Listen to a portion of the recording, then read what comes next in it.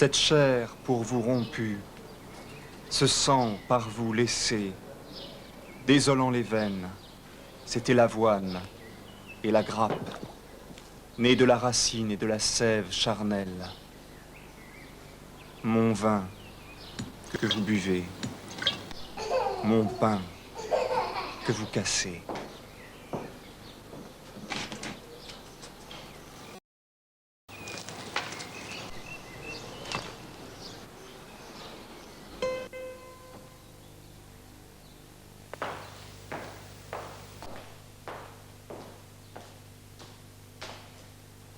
Dylan Thomas, poète de nationalité galloise, est mort ce jour, 9 novembre 1953, à New York, des suites d'une intoxication alcoolique ayant atteint directement les cellules du cerveau. Décédé dans le coma d'une suite de crises de délirium tremens, doublée d'une pneumonie. Il était âgé de 39 ans. Entrez. La foutue bête est-elle toujours en vie? Vous êtes de la famille? Je suis sa femme, Kathleen. Sa mort est une insulte au cerveau. Il a fallu qu'il fasse le clown une fois de plus. Pourquoi buvait-il?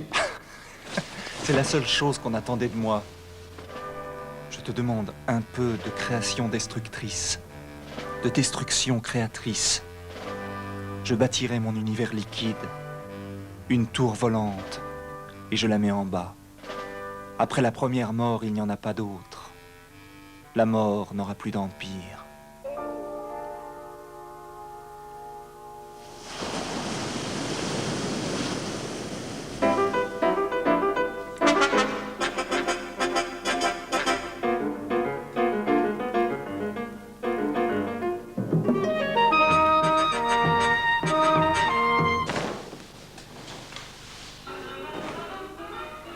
Il se lestait littéralement d'alcool comme le scaphandrier chose des semelles de plomb, pour mieux coller au réel.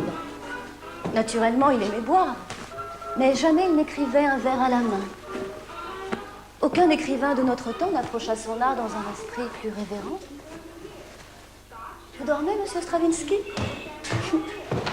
Je tire le rideau, monsieur Stravinsky. Non, non, laissez, s'il vous plaît. De quoi parlions-nous? De votre ami mort il y a maintenant plus de 15 ans.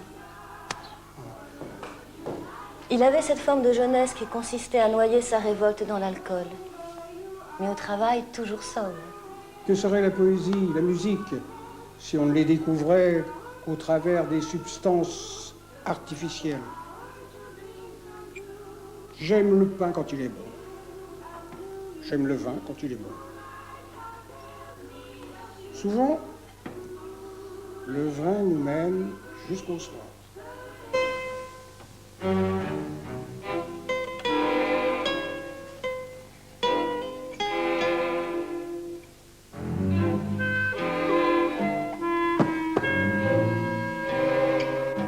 Monsieur Stravinsky, vous deviez travailler avec monsieur Thomas. Je lui avais demandé un livret d'opéra. C'est un thème qui lui était cher. Il s'agissait d'une nouvelle genèse. Deux adolescents, seuls survivants d'une guerre atomique, font l'apprentissage de la vie. Il ne cessait de se chercher dans son enfance et dans l'enfance du monde. Il s'était engagé dans une impasse. Il était obsédé par l'idée que la naissance était le commencement de la mort. Les oreilles autour elle entendent des mains gronder sur la porte. Dans les gables, les yeux voient les doigts sur les verrous. Dois-je ouvrir ou demeurer seul jusqu'au jour de ma mort, invisible aux yeux étrangers dans cette maison blanche? Main, êtes-vous chargé de poison ou de raisin?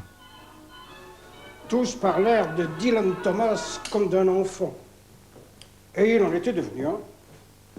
Dès que je l'ai vu, je savais que la seule chose à faire était de l'aimer. Il était pourtant nerveux, fumait cigarette sur cigarette, se plaignait de sévères crises de gouttes.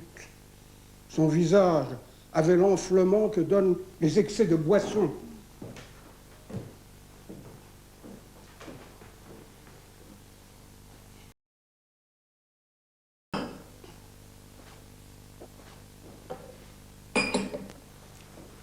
Périr ou pourrir, telle est la question.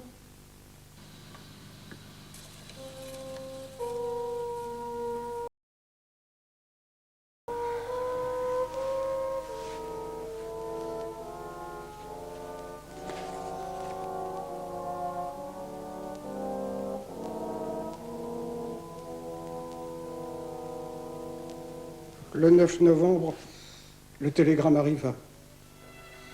Il disait que Dylan était mort.